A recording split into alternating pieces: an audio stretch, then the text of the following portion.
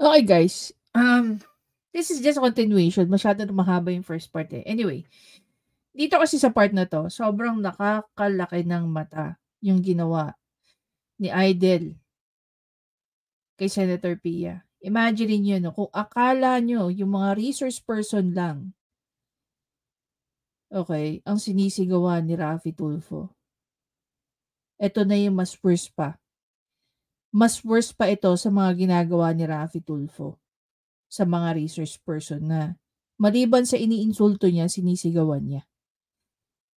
Grabe yung ginawa niya rito kay Senator Pia Cayetano. Kung ako si kapatid niya na si Alan, baka pinagmumura ko siya dyan sa loob ng Senate. Sa ginawa niya kay Senator Pia. Diba? Pakinggan natin. Pinairaw natin dito, that's why much better kung gagamit tayo ng word residence. I see your point. On the other hand, dito po kasi sa MLC, maging doon sa contract nitong seafarer sa SEC, sa standard employment contract, doon po sinusulat niya kung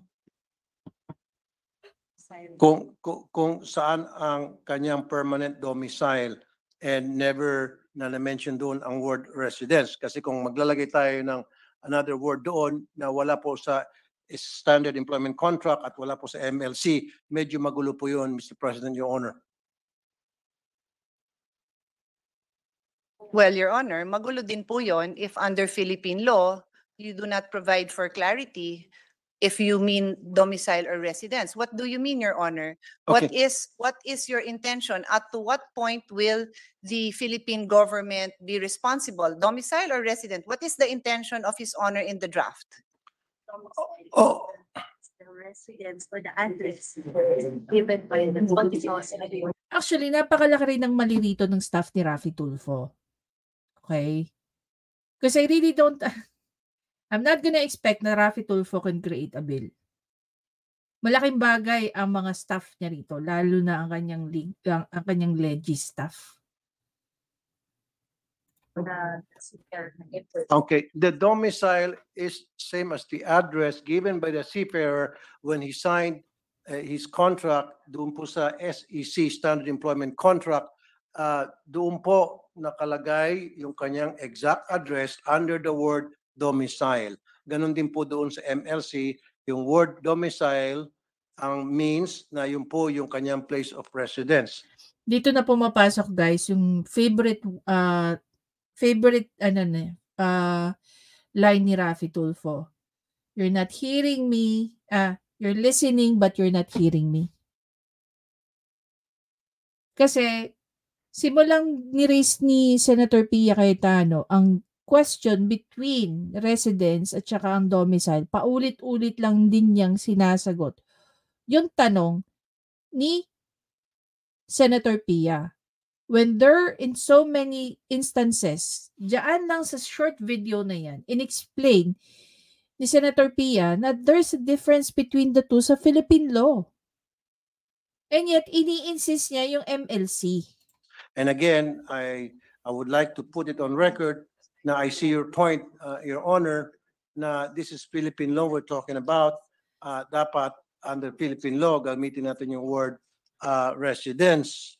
However, since wala naman po yung word residence, maging sa standard employment contract na pinirmahan ng ating seafarer and maging sa MLC, baka magkaroon ng konting confusion doon because two different, dun sa dalawa, domicile always been mentioned and never na-mention yung word na residence. Mr. President, Your Honor.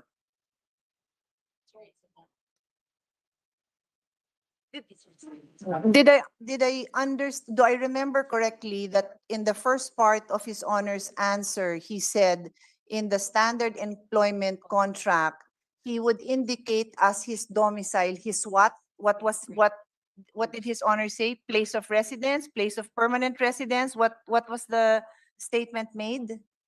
Masayan mo? Our definition of repatriation. Hindi na sa plan, sabi niya kasi sa SEC. Nakalagay doon domicile. Meron tayong token yun.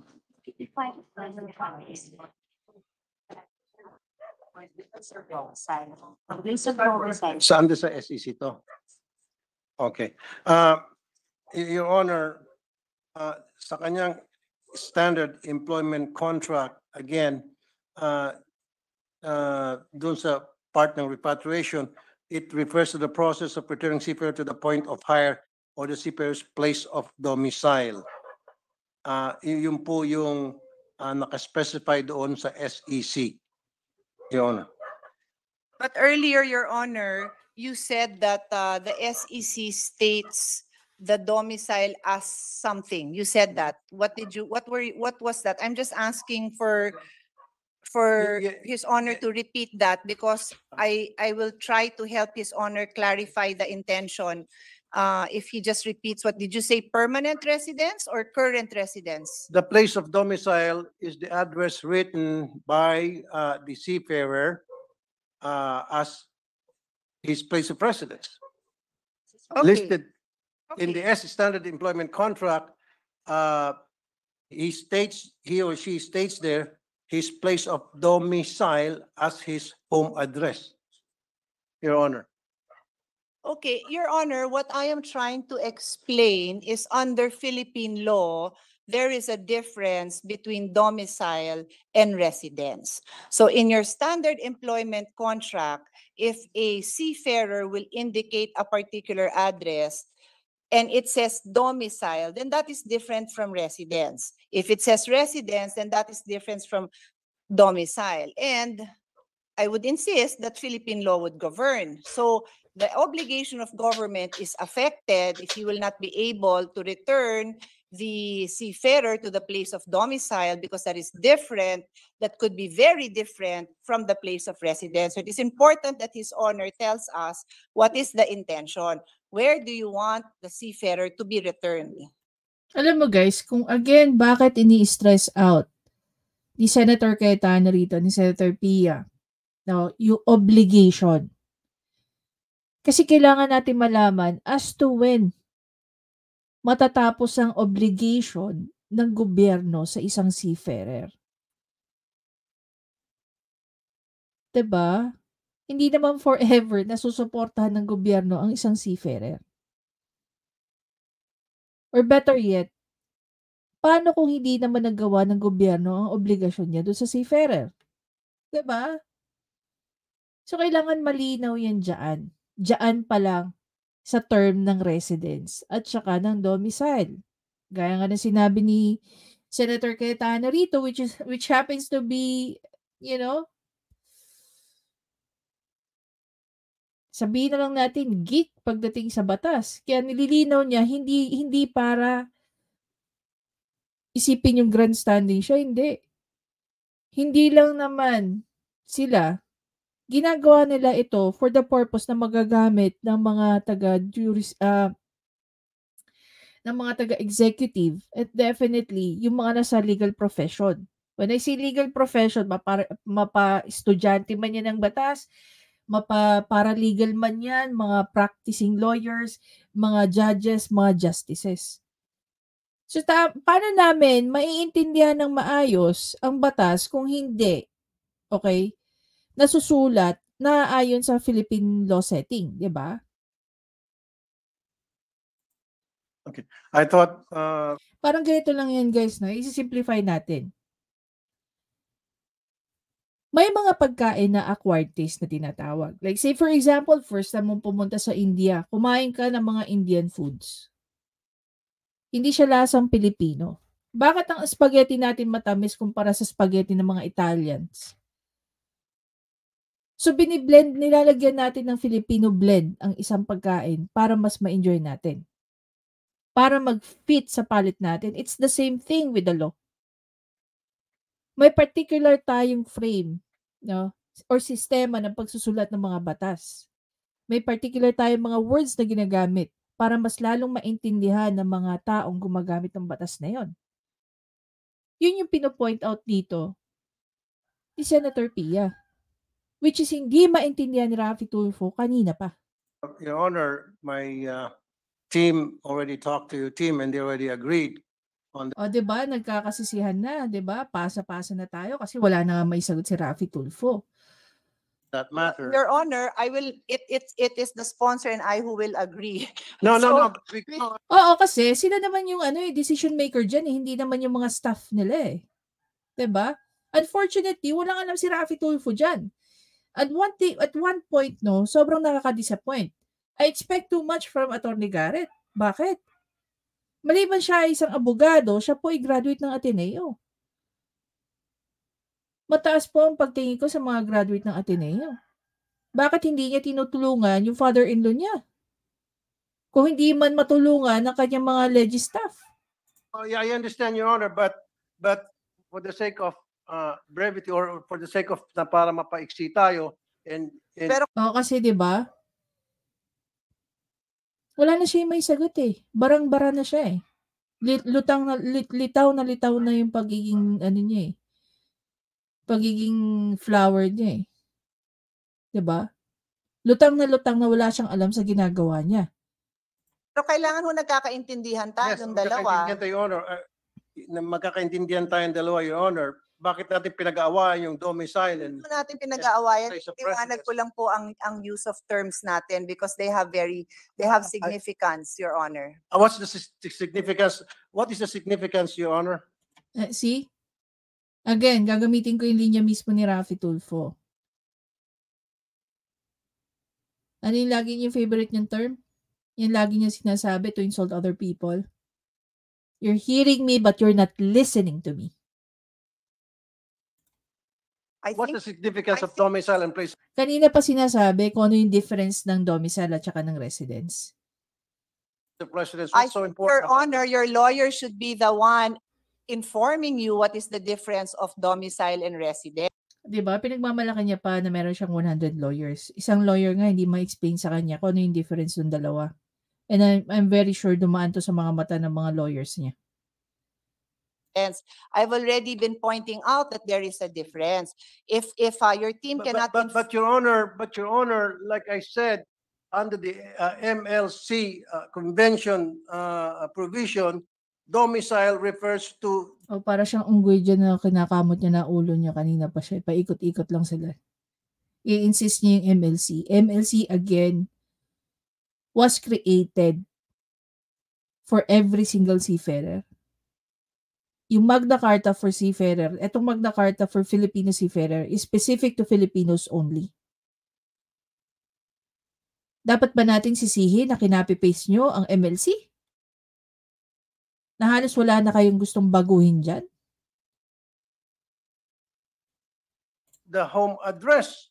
And in the SEC, it's the same when the seafarer filled out his SEC form, place of domicile there refers to his address. In the MLC and in the SEC, domicile means home address.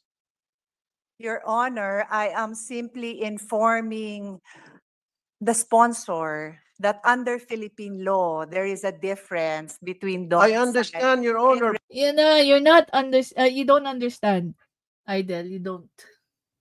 But it is already understood under the MLC provision, domicile means home address, and under the standard employment contract, which the seafarer signed, the word domicile refers to his home address. Okay, so I will ask His Honor a question. When the seafarer indicates a home address, yung po ba kaya ang kanyang temporary address sa Manila o yung po yung kino-consider niyang permanent home niya sa probinsya? Alin kaya ho yun dun? Yung point of hire is Manila. When you say domicile, yung po yung permanent address niya, Your Honor. As declared doon sa kanyang SEC. Kasi po doon sa SEC, idideklara mo yung iyong home address. At anong nakalagay? I mean, it's obvious. Kahit nga simple application to anywhere. Any application. Hinihingi po ang inyong address. doon domicile. Wala naman nakalagay doon home address. Nakalagay doon domicile. Your Honor, I am just putting on record that there are legal differences. Huwag po kayo magagalit. No, Kasi no, po, I'm not mad. may legal I'm not differences mad, Your Honor. po yun. But- Ayoko kung malito ang gobyerno at ang ating Well, yung pong mga gobyerno po hindi seafarers. malilito. I'm sure. Sir, I there are guarantee you, the legal government differences. So if we do not suspended. clarify, Hindi naman natin pwedeng baguhin lahat dahil sa kagustuhan mo para Session suspended. Bastos talaga. O, diba? Super caught on camera. Ulitin natin para mabuisit tayo pare-pareho ulit. When the seafarer filled out his SEC form, place of domicile there refers to his address. In the MLC and in the SEC, domicile means home address. Your Honor, I am simply informing the sponsor that under Philippine law, there is a difference between I domicile. understand, Your Honor, but it residence. is already understood under the MLC provision, domicile means home address, and under the standard employment contract, which the seafarer signed, the word domicile refers to his home address.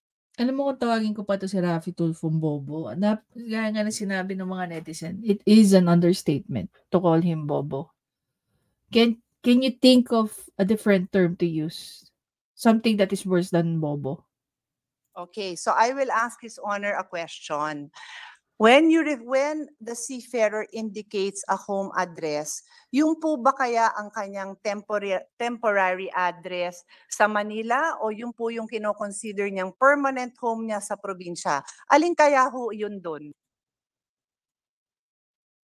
The sponsor that under Philippine law, there is a difference between I domicile. understand, Your Honor, but it residence. is already understood under the MLC provision, domicile means home address, and under the standard employment contract, which the seafarer signed, the word domicile refers to his home address. Okay, so I will ask His Honor a question. When the seafarer indicates a home address, yung po ba kaya ang kanyang temporary address sa Manila o yung po yung kino-consider niyang permanent home niya sa probinsya? Alin kaya ho yun dun? Yung point of hire is Manila. When you say domicile, yung po yung permanent address niya, Your Honor. As declared doon sa kanyang SEC. Kasi po doon sa SEC, idideklara mo yung iyong home address. At anong nakalagay doon? Domicile. Wala naman nakalagay doon home address. Nakalagay doon domicile. Your Honor, I am just putting on record that there are legal differences. Huwag po kayo magagalit. Kasi No, no, po, I'm not mad. may legal I'm not differences mad, Your Honor. po yun. But- Ayoko kung malito ang gobyerno at ang ating Well, yung pong mga gobyerno po hindi seafarers. malilito. I'm sure. Sir, I there are guarantee you, the Tangin ng bobo talaga nito. legal government differences. So if we do not suspended. clarify, Hindi naman natin pwedeng baguhin lahat dahil sa kagustuhan mo para Session suspended. Bastos talaga, no? Bastos talaga. Excuse me. Napakabastos talaga ni Raffy Tulfo. Bigyan ko kayo guys ng example para mas makarelate kayo kung saan nanggagaling itong si Senator Pia Cayetano. Bakit nga ba nagkaroon ng debate tungkol sa age of sexual consent? Because of this. Kailangan merong malinaw na sinasabi ang batas. Kaya nga guys, whether ikaw ay nag-aaral ng batas, whether ikaw ay isang abogado, whether ikaw ay isang paralegal, whether ikaw ay isang legal secretary, lalo na kung ikaw ay judge, lalo na kung ikaw ay justices, kinukonstru po ang isang batas. Kaya alam nyo ba kung bakit tinataas, no? Inaapela ang mga kaso? Kasi ini-interpret po ng mga judge at justices natin kung ano ang nasusulat sa batas. Ngayon, kung malabo ang nakasulat sa batas, paano? Okay? Paano mo maya-apply ang isang batas sa isang kaso? Balikan natin, age of sexual consent. May iba't ibang version. Hindi po yung batas, yung interpretation ng tao. Ngayon, kung dyan pa lang sa loob ng Congress, hindi na nila maiayos ang pagkakasulat, di kawawa naman yung mga gaya natin. Hindi lang ako, hindi lang mga abogado, pero everyone who eventually might need to interpret kung ano yung sinasabi. Kasi nga, ulitin natin, sa Philippine settings, dito sa Pilipinas, magkaiba ang residence at saka ang domicile. Alam niyo ba kung saan gamit na gamit yan? Sa civil law. Gamit na gamit ang difference ng domicile at saka ng residence sa civil law. May maraming mayayaman, guys, na merong more than 2 or 3 na property. Pwedeng nakatira siya doon, pero ang permanent address niya, which is ginagamit na natin, ang term natin, is domicile. At the end of the day, itong tao to, laging pumupunta sa bahay na yan. Diba? Hindi man siya permanently nakatira dyan, or sabihin natin, hindi siya residente dyan, pero permanently, dyan siya nakatira. Halimbawa, alam niyo ba na maraming Batanggenyo ang nakatira may bahay sa Maynila, pero ang kanilang permanent address is nasa Batangas. Ba, nagpapaaral itong si Kabayan, no? Si Batanggenyo. Kumuha ng kondo dyan sa Alabang, or most probably sa May Lasal. Yung kondo na yun, residente ng anak niya. Every weekend, umuwi yung anak niya sa Batangas. Kasi ando doon yung domicile nila eh. Ngayon, pag nakatapos na tong si anak na nag-aaral sa Lasal, pwede nilang i-keep yun, parentahan. Or pwede rin nilang ibenta. Pero once upon a time, naging residente nila yun. See the point? Ngayon, hindi rin natin alam paano tinitreat sa ibang bansa yung ganyan. So, ibig sabihin ba ang isang seafarer maraming domicile sa ibang bansa? Pero kasi dito sa atin, since Filipino ang gumagamit yan, since Filipino ang gagamit yan, it has to be patterned sa Philippine, the way we write the laws. Yun yung something na hindi maintindihan ni Raffy Tulfo. Long before siya tumayo dyan at nagsasalita, ganun na po ang settings. Ganun na po nakaset up ang mga batas natin. Na dinidifferentiate po nila, merong distinction between ang residence at saka ang domicile. Tapos may lakas siya ng loob na ganunin si Senator Pia Cayetano.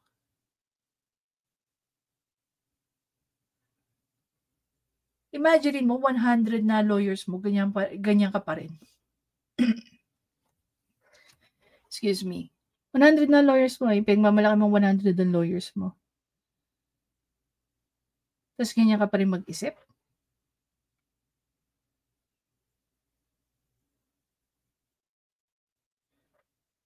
So, mapapaisip ka na lang din eh. Totoo ba na meron kang 100 lawyers? And yet, ganyan yung nakikita natin kay Raffy Tulfo. At least alam natin na wala siyang sinisino. Feeling niya talaga, almighty siya. Siya na nga yung mali, siya pa yung nagmamatalino. Diba? And yet, walang gagawin si Mig Zubiri na mismo nandiyadyaan siya. Tinotolerate niya ang ugali ng mga senador niyang basura. Diba? Masaya na ba mga Tulfonatics na nakita niyo kung anong klaseng basura yung nilagay niyo dyan sa Senate? Wala nang ang alam, mayabang pa.